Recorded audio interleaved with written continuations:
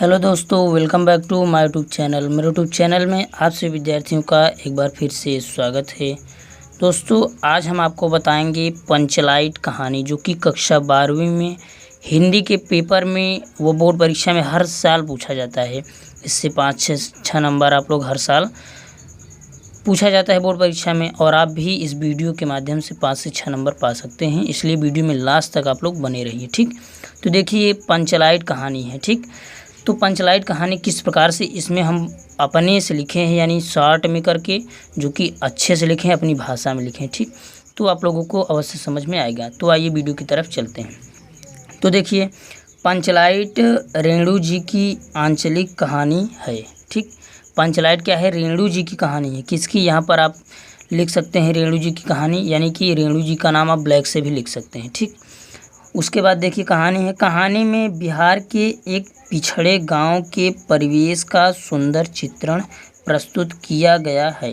ठीक, कहानी में बिहार के एक पिछड़े गांव के परिवेश का सुंदर चित्रण प्रस्तुत किया गया है। महतो टोली, इसे आप ब्लैक से लिखेंगे। ठीक, महतो टोली में अशिक्षित, यानी कि जहाँ जहाँ पर आप देख रहे हैं यहाँ पर रेड से लिखा, वहाँ पर आप ब्लैक से अंडरलाइन कर देंगे या लिख देंगे। ठीक, अशिक्षित लोग हैं।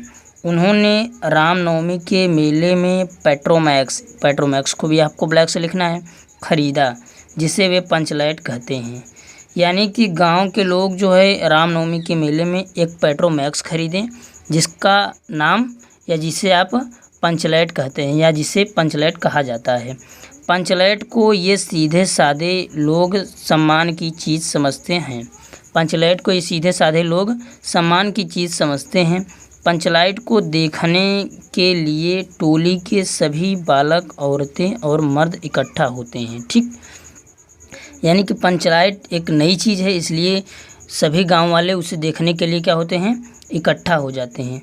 सरदार अपनी पत्नी से कहता है कि शुभ कार्य करने से पहले पूजा पाठ कर लिया जाए। ठीक, कोई भी शुभ कार्य करने से पहले जिस प्रकार नारियल फोड़ा जाता है, उसी प्रकार से पूजा पाठ भी किया जाता है।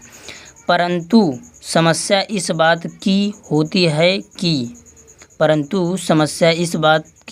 कि पंचलाइट जलाएगा कौन। ठीक, समस्या इसी बात की होती है कि पंचलाइट आखिर में जलाएगा कौन। ठीक, उसके बाद देखिए, इस टोली में गोधन, इसे भी आप गोधन यानी नाम है, तो आप इसे ब्लैक से लिख देंगे। ठीक, या ब्लैक से आप अंडरलाइन कर देंगे। गोधन नाम का एक युवक है। वह गांव की मुनरी, इसे भी आप ब्लैक से अंडरलाइन कर देंगे, नामक एक युवती से प्रेम करता है। ठीक, जो कि देखिए यहाँ पर गोधन नाम का एक युवक है, वह मुनरी नामक एक युवती से यानी लड़की से प्रेम करता है। मुनरी की माँ ने पंचों से गोधन की शिकायत की थी। मुनरी की माँ ने पंचों से गोधन की क्या की थी? एक शिकायत की थी कि वह उसके घर से सिनेमा का गाना गाकर निकलता है। पंचों से यह शिकायत मुनरी की माँ ने की थी। ठीक है, उसके बाद देखिए, इसी कारण से पंचों ने उसे जाति से निकाल दिया था। ठीक, किस लिए निकाल दिया था? कि गोधन मुनरी से प्रेम करता है। यह बात उसकी माँ ने पंचों से शिकायत कर दी थी कि वह उसके घर से सिनेमा का गाना गाकर निकलता है। ठीक, फिर से देख लीजिए, इसी कारण से पंचों ने उसे जाति से निकाल दिया था। मुनरी को यह पता चलता है कि गोधन पंचलाइट जला सकता है। वह चतुराई से यह बात पंचों तक पहुंचा देती है। ठीक, वह चतुराई से यह बात पंचों तक पहुंचा देती है। तब पंच लोग गोधन को पुनः जाति में मिला लेते हैं। ठीक, तब गोधन को पंच लोग पुनः जाति में मिला लेते हैं और वह पंचलाइट जला देता है। ठीक, बस यही इस कहानी में है कि आप लोगों को केवल इसमें मेन फैक्ट्स याद करने होंगे। जैसे कि यहाँ पर जो आपका रेड से लिखा गया है, वो आपको बोर्ड परीक्षा में किससे लिखना है? ब्लैक से लिखना है। ठीक, इस कहानी में कुछ नहीं था।